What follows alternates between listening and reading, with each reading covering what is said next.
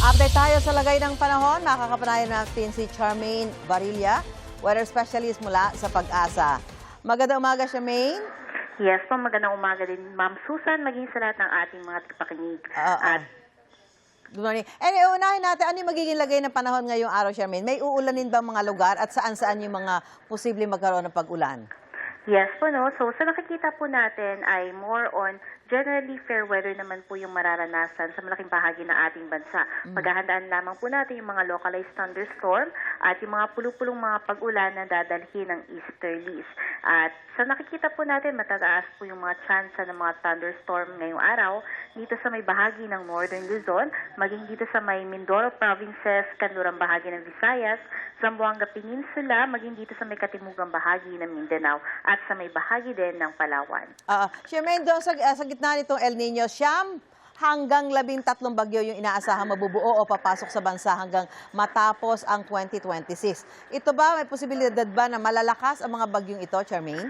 Yes po, no? Tama po kayo dahil nasa kasagsagan tayo ng El Nino. Asahan po natin na marami po dito sa mga bagyo na yan ay maaaring mag-fall sa kategory ng typhoon up to super typhoon. Oo. At magkakaroon pa rin ba tayo ng dry condition o dry spell sa mga lugar yan at kailan ito posibleng maramdaman? Yes po, no? Sa kasalukuyan ay meron na nga tayo nakataas na drought condition as of last month dito sa malaking bahagi ng Northern and Central Luzon and some parts ng Southern Luzon and Visayas. At sa nakikita po natin ay posible po na magkaroon pa rin ng drought to dry spell condition dito sa may bahagi ng Luzon, especially Northern at Central Luzon. So nakikita po natin by katapusan na ng December at magpapatuloy po yan hanggang sa unang buwan next year. Oo. Sa ngayon, naka-ano ba tayo? Naka-monsoon break pa rin ba tayo hanggang ngayon at hanggang kailan ito tatagal? Yes po, tama po kayo, Ma'am Susan.